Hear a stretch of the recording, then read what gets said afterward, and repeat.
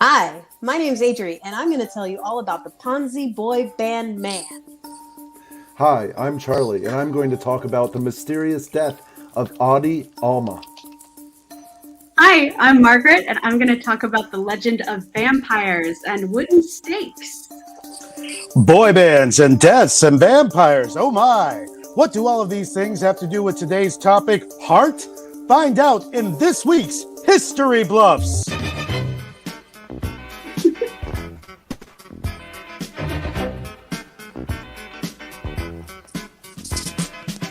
Welcome to this week's episode of History Bluffs, where truth is stranger than fiction. As always, we're coming to you live straight from the internet with America's favorite midweek history-themed game show, History Bluffs. I'm your host, Carlos Rivera. Hey, everyone. Welcome back to another wonderful episode of History Bluffs. For those of you that have never joined us for History Bluffs before, let me break it down for you. 3 armchair historians will be given a single topic. They will tell you a story from history about that topic. 2 will be telling you a factual story that really happened, and 1 will be making the whole thing up. Okay? Before we get started with the game, though, that's right, audience. Indeed. Before we get started with the game, though, let's meet the historians and get to know a little bit about them, starting with Adriana. Hello, Adriana. Hello, Carlos. How's it Where going? are you coming to us from today? I'm coming to you live from Altamont Springs, Florida. Ooh, Florida. Nice. The That's right. sunshine state. You know, I heard that the state's trying to take over Disney City. Back in the old days, whenever someone would try to take over someone's city, they would send the marshal out to face them off. And the marshal would usually have like a cool little, like something they would say, like a cool little action line. If you were a marshal back in the old West, what would your intense action line be? Get off my cast member's parking spot. Nice. Like Oh, wow. that. The audience is taken aback by that. Wonderful. Thank you very much, Adriana, and good luck to you today. Our next contestant, you're welcome. Our next contestant is Charlie. Hello, Charlie. Hey, how's it going? Oh, my. Other than being a dark place, what else can you tell us about where you're coming in from today? It's dark out. It's the winter. I'm in Orlando, Florida. Oh, Orlando. Okay, is that close to Yes, first very place? close. About 2 Okay, miles. wonderful. Yeah. All right, wonderful. Then same question, Charlie. If you were a marshal in the Old West and you were facing someone off for a noontime showdown, what would you say? Hands off my Twilight Zone. I don't know. Nice. Hands off my Twilight Zone. That's what you call your stuff. Okay, great, Charlie. Thank you very much. Good luck to you too today. And finally, our last but not least contestant, Margaret. Hello. Hello, and I'd like to answer the last question first while she's here. By all means. Put them up. Oh, that's adorable. Charlie, Adriana, you have a deficit. You don't have cute cats to help you out. I don't know how you're going to do today. What, you want me to get my dog in here? No, it's too late, Charlie. Okay. It's well too late for that, okay? Don't pander to us. Uh-oh. Wait a second. Oh, adorable. Adorable puppy. Charlie's in a deficit right now. He should have gotten the dog, even though I told him not to. Oh, there we go. Oh, You gotta come with props, people. Pets. Everybody has. All right, Margaret, where are you coming in from today? My cat and I are in Chicago, Illinois. Oh my gosh, me too. I also understand this is your first time on the show, so wishing you extra special luck. Not that I am biased. I equally want you all to win and or lose. Okay, let's get started with the game. All right. Our topic for tonight, as already mentioned, is heart. Now, the contestants were given the topic earlier before the show, and they have been crafting their stories using either researching either lies and fantasy or truth. All they've had is Google and whatever Britannica encyclopedias that they were able to dust off from their basements. Now, as the name of the show suggests, one of our contestants is a bluff. And two of our contestants are telling the truth. What does that mean? That means that the two contestants who are telling the truth have done research and will do their best to convey actual events, actual historical events. But one of our contestants will be trying to trick both the rest of us as well as our at-home audience. Can someone just tell me who the bluff is now? No? Fine then. We'll figure it out. Me and the audience will figure it out. Now, we do ask that we're going to give you all a little bit of time. We're going to give you 3 rounds, and each round we're going to give you time, less and less and less time. And you will tell us your historical story over the course of these 3 rounds. Please don't go over the time allotted. Now, or you'll get the buzzer. You'll get the buzzer regardless, but when you hear the buzzer, just stop. Just stop talking, and then you'll be able to talk again unless it's round 3, in which case you should have wrapped it up. That's on you for not being good, having good time management. All right, now we're also going to ask audience members at home, please don't try to fact check this. It's more fun when you're genuinely not sure who the bluff may be and who's telling the truth. If you happen to know that someone is saying something that is absolutely not true, we're going to ask that, keep that to yourself and just have fun with the game. For the rest of us, let us guess. And definitely don't Google. Let me see if what they said is correct. I'm going to Google it right now. Don't do that, because that spoils the fun. Okay? But we do want you to comment throughout the game. Please use the YouTubes and wherever you're watching us from. Please comment and give us your theories and give us your thoughts and what you think of the stories as they're being told. Okay? And before we reveal, there we go, midweek rules. Yeah. And before we reveal who the bluff is, we're going to let you try to guess who it is. And we're also going to ask each contestant to try to guess who it is, even though one of them knows who it is because they're the one. Don't Google heart, Alan Forbes. Don't Google heart. All right. Now, that takes us to our first round, a.k.a. round 1.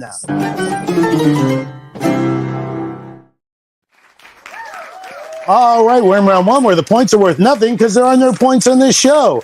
Okay, so we're going to start with Adriana in round 1. Adriana, when you hear the gong, you can begin to speak. You're going to have 75 seconds on the clock for round 1, just like the other contestants. And when you hear the buzzer, that your time's up. And then we're going to go to the next person, okay? Perfect. Let's do it. Awesome. Good luck to you. Please begin. Perfect. So my story is called Heart Fraud Louie instead of Heart Throb Louie. Basically, this man, you've probably heard of him.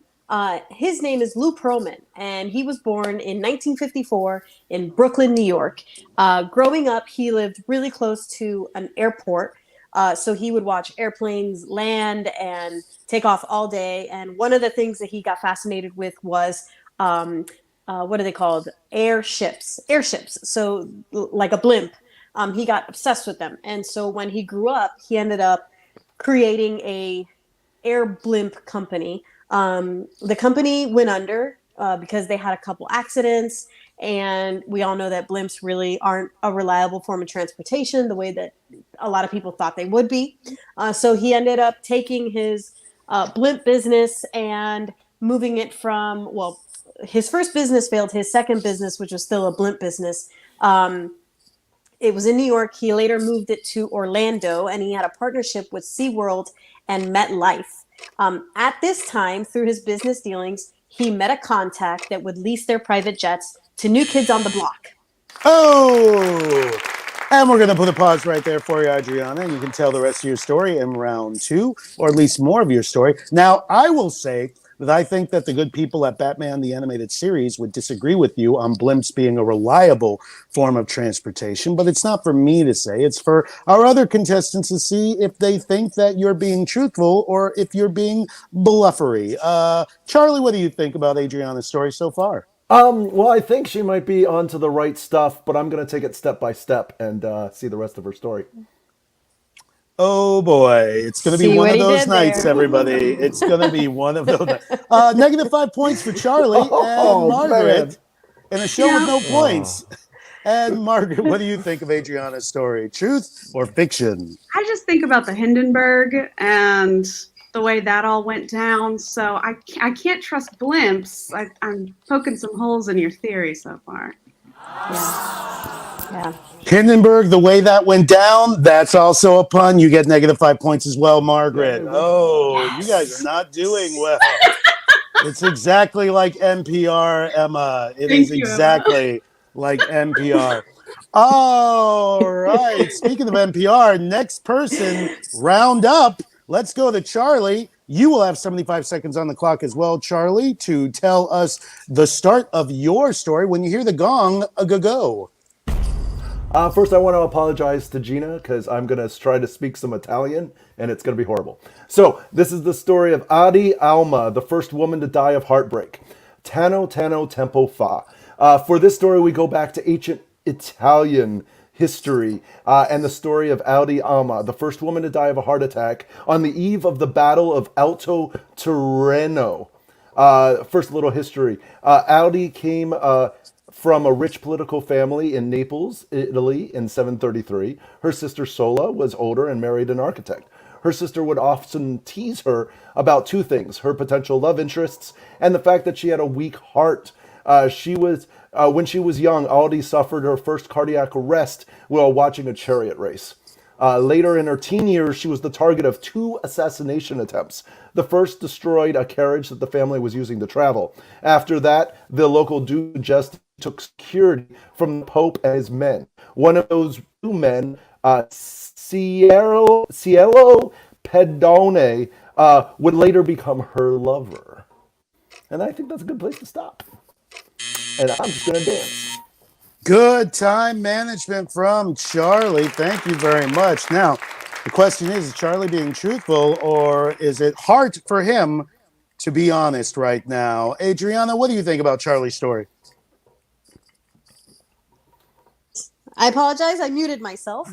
I'm poking holes in his story because he says that she died of a broken heart, but she also had a cardiac arrest as a young teenager, a young girl. So it sounds more like she had an unhealthy heart, and that's what she died of. Ooh, bring in the medical facts. Dr. Adriana, MD. Margaret, what do you think?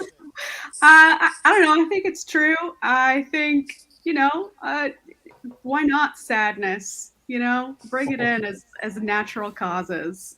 Why not?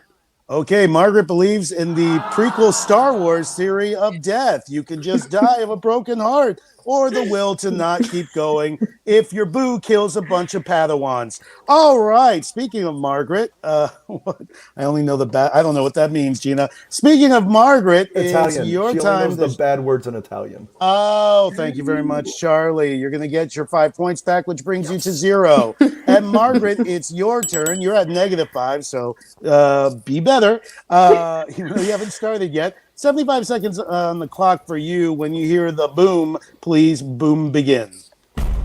All right. So today I want to talk about the legend, the myth of vampires and vampirism, and specifically how we got the idea that you could stop them by driving a stake through their heart, a wooden stake. So, and I'm ruining my credibility among the mythological crowd right now, but I am of the opinion that vampires are not real. They are a historical and anthropological phenomenon that happened due to people not really being able to explain the world around them, like a lot of superstitions happen. So a lot of vampirism was to explain the spread of illness, why all of these people are suddenly looking so pale as if they don't have blood and then dying, and also a misunderstanding of the decomposition process. So when people die, they begin to rot, and that looks kind of funny depending on where you are and what's happening. So depending on what's going on in the period of time and why you might dig someone up, who knows why you might. Speaking of period of time, your time is up, Margaret. Stake through the heart, but are you too late? Did you give the truth a bad name, Charlie? Well, you just used all my puns up. So I'm just going to say I'm really hungry now for like a baked potato and nice wine and thick steak. So yeah, that's all I was thinking about during her entire story. So Did someone say steak? Adriana. Well, you lost me at vampires aren't real because since I was a young girl, Buffy the Vampire Slayer was a real thing. And if you tell me that Angel is not a real vampire, that ends it for me. Oh boy, we got some Angel stands here, and why not? That was a great show. I watched it a lot. Okay, that brings us to the end of round one with Charlie at 0, Adriana at 0, and Margaret at -5. We'll see if they can catch up in a show that, again, has no point. well, the vampires got him. Oh, we lost. It was the Carlos. vampire comment. The vampire got him. Round 2. Ah!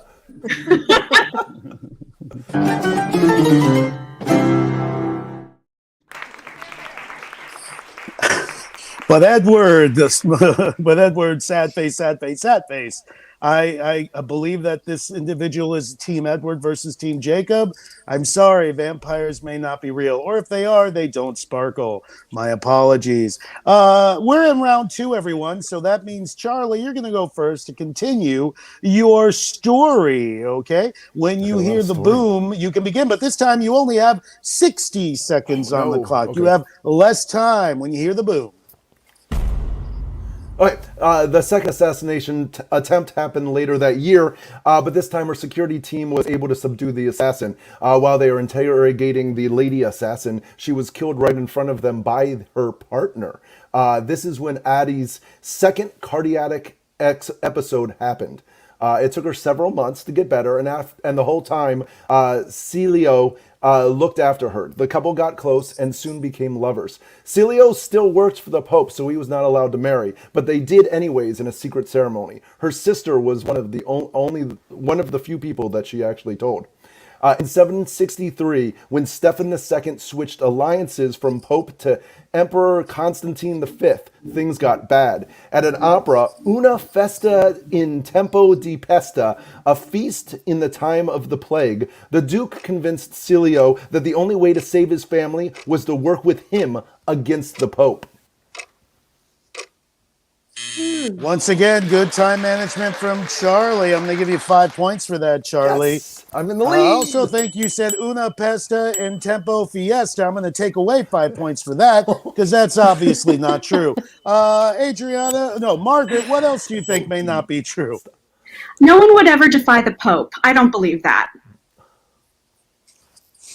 Okay, no one will ever defy the Pope.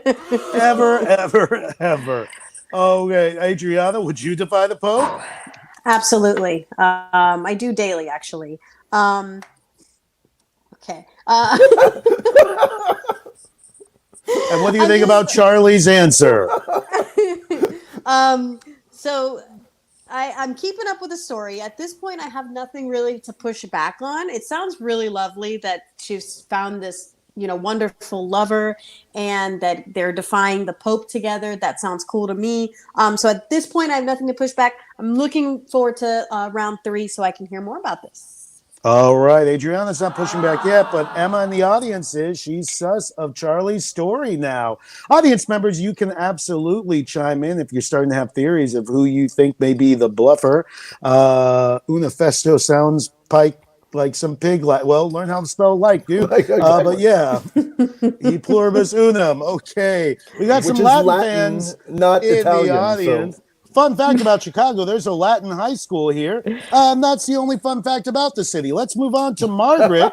Round 2, Margaret. You're gonna have 60. Say, hey, I'll ride or die, Clark. I got my nuts there. No one gets that. Margaret, you're going to have 60 seconds on the clock to continue telling your story when you hear the boom begin. Romania, the 17th century. Let's go to just a time of plague, famine, and being cut off from a lot of the world because we're just in really rural towns. So people start getting exhumed, and we're looking around for reasons. Maybe all the crops are dying, or maybe all my friends and family are ill and perishing. Somebody says, hey, let's take a look at this guy. Nobody really liked him. I bet he would get up out of his grave and murder some folks. I bet he would just piss off Sky Daddy to no end.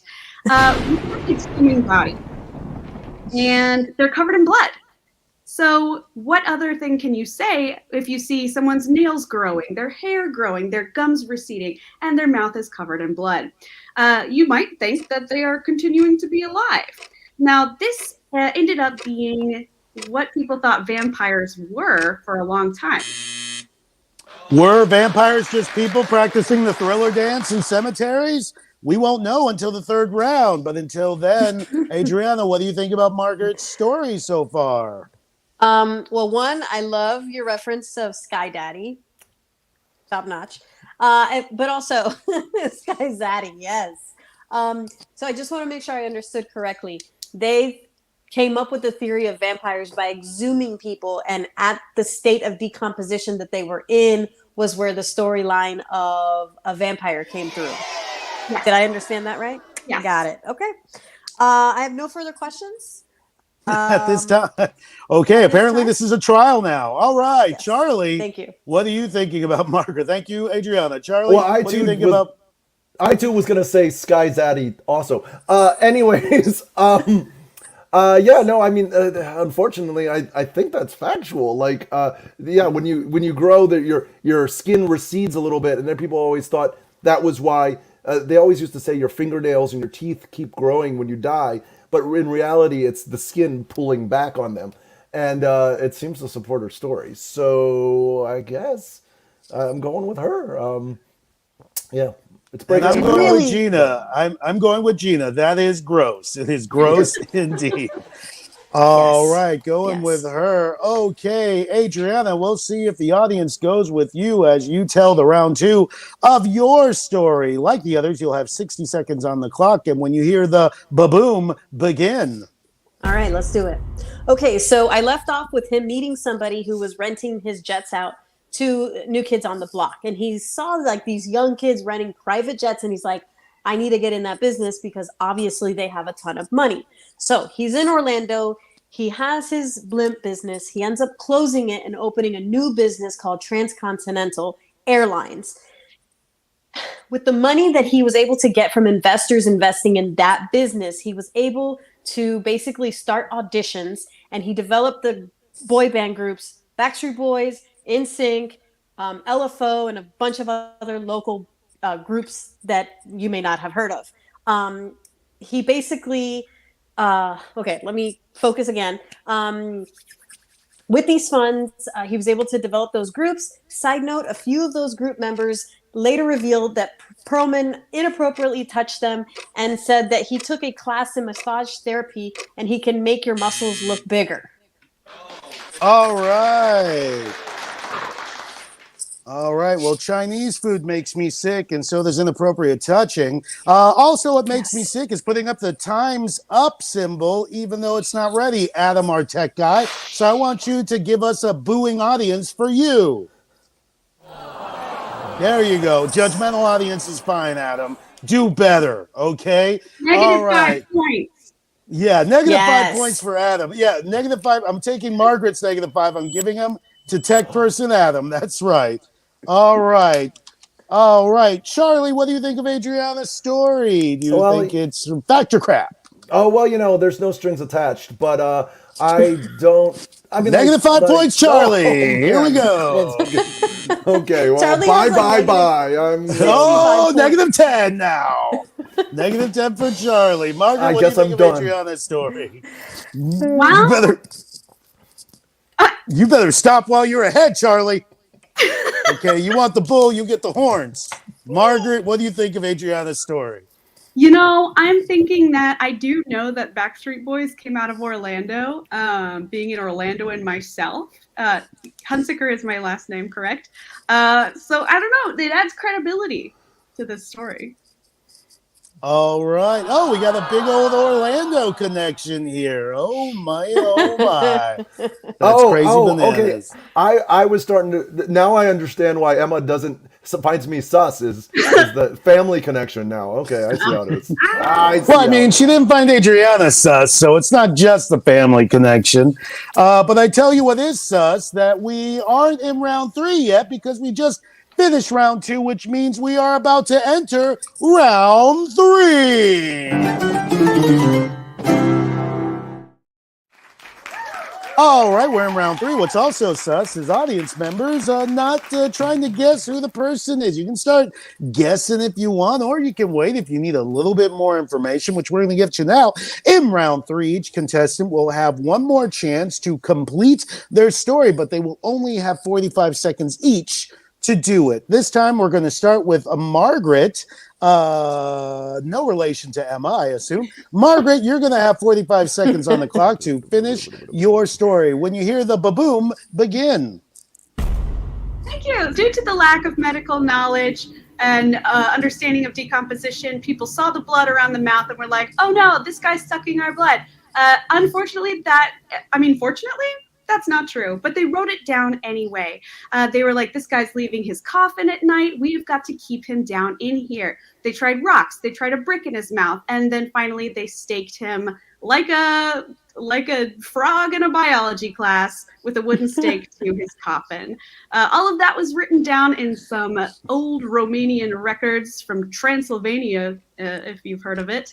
Bram Stoker then popularized in Dracula, which is the book he wrote. The end.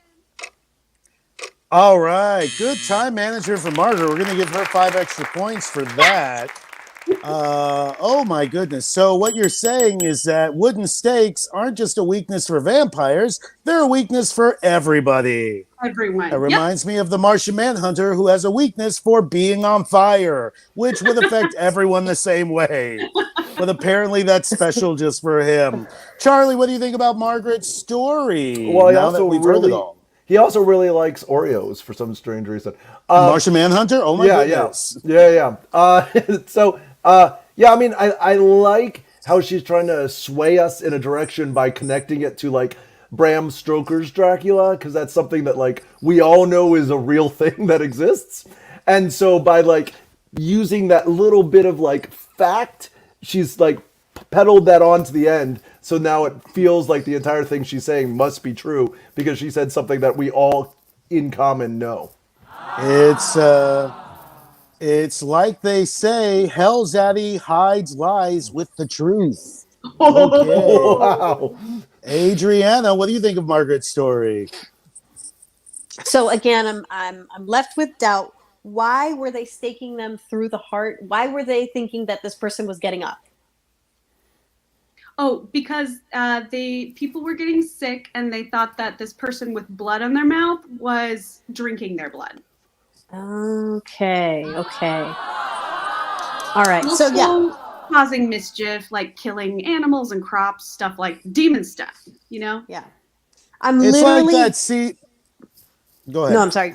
Well, I was just gonna say I'm torn up. At first, I thought it was Margaret. Now I don't know if it's Margaret or not. What's throwing me off was her use of unfortunately and then fortunately back to back. So I don't know if that was just to throw me off. If it is, it's working. That's all I got. A double negative is making you positive that you're not sure. And for the record, I think it makes sense to kill someone that looks all freaky, just like that scene from the movie Seven, where that dude woke up and he was very skinny, and I would have shot him. All right. I mean, Adrian. To be honest, though, they're just killing a dead body. They're literally just mutilating a dead body. Yeah. So, okay. Adriana, it's your turn to wrap up your story. You'll have 45 seconds on the clock when you hear the ba-boom begin. With each group, he would pay for everything, including the manager fee, record fee, housing fee, food fee, all of that. But he was deceiving the groups by signing himself on as a 6th member. So after he would pay the company back for all those things, whatever was left in the pot that wasn't much was then divided by 6, leaving them with basically no money. At this point, Backstreet Boys and NSYNC and all the other little groups, they broke away from him, which basically destroyed that line of business. After or during this time period, he basically developed a whole different operation, which developed or unraveled into a Ponzi scheme. In 2006, investigators discovered that he had defrauded $1 billion, which 300 million of it is still missing. In 2007, he was arrested, and in 2010, he died. All right. Okay. And for visual aid, what was that? Yeah. So I just wanted to do a visual aid here. On the left, you see Mr. Timberlake. He is what you would call a heart throb. And on the right is Lou Pearlman, who is a heart fraud. That's it. Oh, okay. I All thought right. you've been talking about Ron Perlman this whole time. I was like, Ron Perlman took advantage of the Backstreet Boys Whoa. while he was doing this? Beauty and the Beast and Hellboy. No one knows. Okay, I want to do audio aid. I will audioly take away 5 points for going over time for Adriana. And I'm also going to take 5 points away from Adam for trying to make this a news show by putting up pictures of people. This is not a news show. It's a game show. You know, when Justin Timberlake was up there and he removed the picture and I was behind him, I really didn't see that much of a difference. No. Check your glasses, because that's not accurate. All right. Okay, speaking of inaccuracies, Charlie, it's your last chance to correct or double down on the truth or the lie. All right, I got two things. Okay, Yes. I think there's a Kaiser Soze thing going on where Adriana like looked to her left and saw the bathroom, so she's like, Lou, and then she looked at her dresser and was like, Pearl. Man, yeah, Lou Pearlman. So you're That's saying the there's thing. a man somewhere in the room with her. Yeah, Okay. yeah. And then I also just wanted to say, I'll never stop.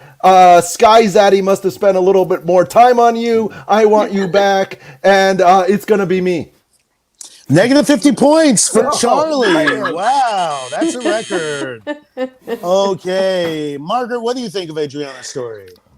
I can't picture now. I've seen not Ron Perlman, but it's still in my head as Ron Perlman. I think it's fake. Just a gut feeling. Okay, you think it's Ron Perlman? Ron Perlman can be a sus person.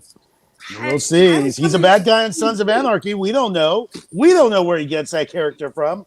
Okay, we did Adriana. Now we're gonna do Charlie.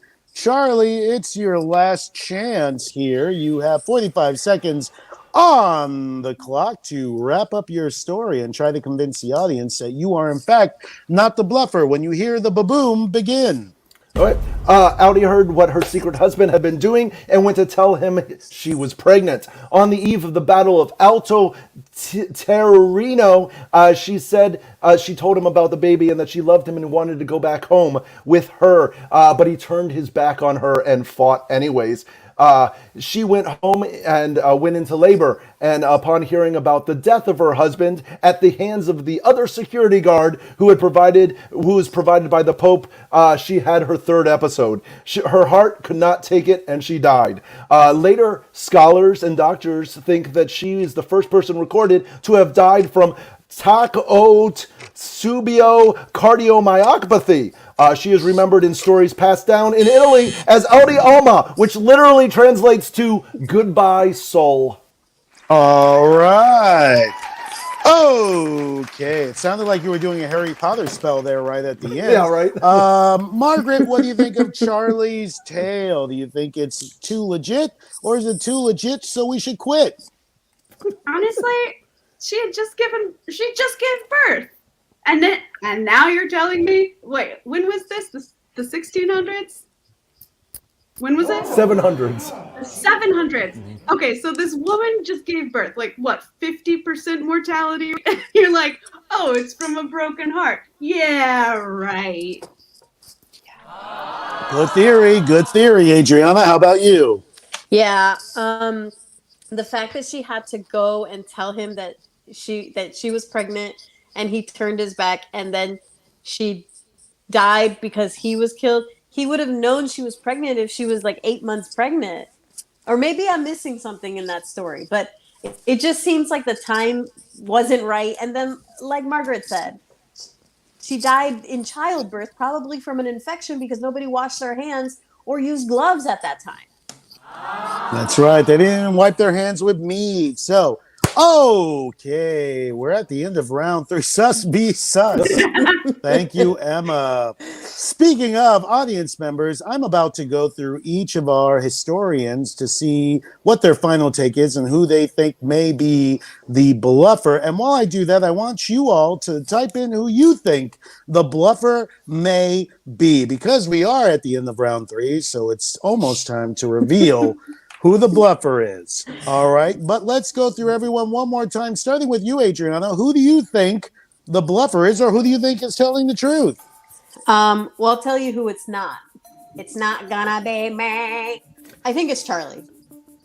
You think it's Charlie. Also, Kevin thinks you're telling the truth, that Margaret's telling the truth, and that Charlie's full of it. Of course, Kevin shares the same last name as Margaret, so he may be biased. I feel like Speaking of Margaret, Margaret, who do you think the bluff is? I'm just gonna pivot. Actually sounds like things get written down weird in the 700s, so it could be as true as the rest of what happened in that century. So I'm going with Adriana being false here, because I don't think those boys would make such bad business moves.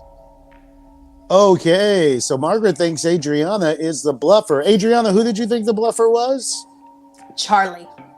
Charlie. Oh, we're all over the place. So Charlie, who do you think the bluffer may be? Well, based on how hard her family is voting against me, I'm going to go with Margaret. Because, I mean, she snuck that little thing in about Bram Stoker, but like that's a great way to stick something real in at the very end to make everybody think that you're telling the truth.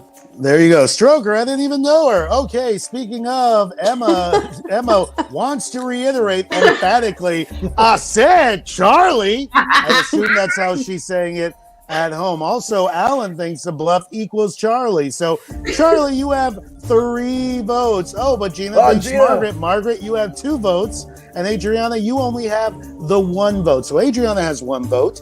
Margaret has 2 votes against her. Charlie has 3 votes against her. So, how does one win the game? Well, Charlie, if you're telling the truth and you have 3 people thinking you're lying, and you are telling the truth, then I would say you technically win. Even with my negative 50 points? Even with your negative 50 points, because okay, I forgot about that. Let me add that in. There's no way you can win, Charlie. Okay. All right. Adriana had the least amount of people to say that she is the bluffer. So if Adriana is the bluffer, then she will technically win. We don't know who the bluffer is. We're going to know right now, Margaret. We're going to know right now because I don't know who it is. Only tech person Adam knows who it is. So, tech person Adam, it's that time. Here we go. Was it? First, Carlos, would you please step off of our virtual stage? Sure will, buddy. Here we go.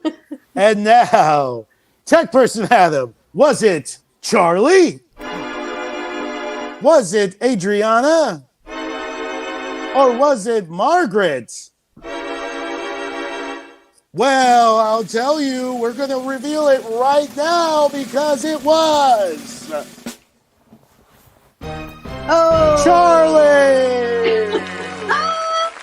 Charlie is the bluffer. That was a good story. All right, Charlie. My gut. No one wrongs the Pope. Hey, now, let me. I didn't make that story up. George Lucas did. Okay, so who did not vote for Charlie within the 3 of you? Who didn't think it was Charlie? Margaret, why? How do you feel? You were wrong. What's going on? I should have stuck to the family. You should have listened to Emma here. And Kevin, yeah, I should. You got some splaining to do, I think, next time you visit. Yeah. Adriana, how do you? Yep, Adriana. There you go. Well, there you go. It'll be like ripping off a Band-Aid. Boom. Adriana, how do you feel about getting it right? I feel really good about it. And I'd also like to note that I also had the least amount of negative points out of the three of us. And I'd like that to be annotated in the log. Well, I mean, technically, Margaret had 5 points. You had -5, and Charlie had -50. So if we're going by points, Margaret has the most points and technically wins, Adriana. So, Okay, well, I take back my request. Thank you very much. All right, no take backsies. Ladies and gentlemen, thank you so much for coming out. Charlie, how do you feel? How do you feel? What's going on in your head right now, brother? What's happening? I'm shocked that my You're right. rough translation of episode 3 of the prequels of Star Wars turned out to not be real. That's what I forgot to say. We got from Margaret, I think, we had the whole thing about the dying because of sadness. Right. Or someone Stupid said that. idea. And Who would then ever we do also anything like had that? the secret marriage, which is also a prequels thing. Did you say both of those things? I also said things like I said a long time ago in Italian. I said episode 3. I said her husband's name, Silo Pardone or whatever. Pedane is Skywalker in Italian. I'm really glad Gina was not on this episode, or else I would have been seen through instantly.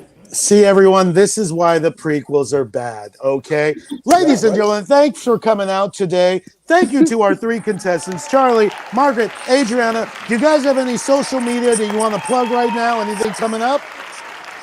Charlie, anything check out coming my up? dog's social media, Orlandoodle. Okay, no one's going to do that. Margaret? I know. I just have a nice regular old personal Instagram. It's called Bad Gal Margar, and I post pictures of my life. Who cares? All right. I'm sure that the 2 other people with your last name are already on that. Adriana, what do you got? Ditto. I've got just my personal Instagram. I'm always looking for new friends at Nita Mamacita. And I've got a improv show next Friday. If you guys want to check those deets out. Wonderful. And you can find me, as always, at Carlos RVRA on Instagram. You can find all my link on that page. Thank you very much, everyone, for coming out. Thank you to our audience. Thank you to our contestants. Tune in next time when the topic is brand new and another bluff tries to fool us next week, Wednesday, same bat time, same YouTube channel, right here on History Bluffs, where truth is stranger than fiction. Thank you, Adam, our tech person. Feel better. Yay!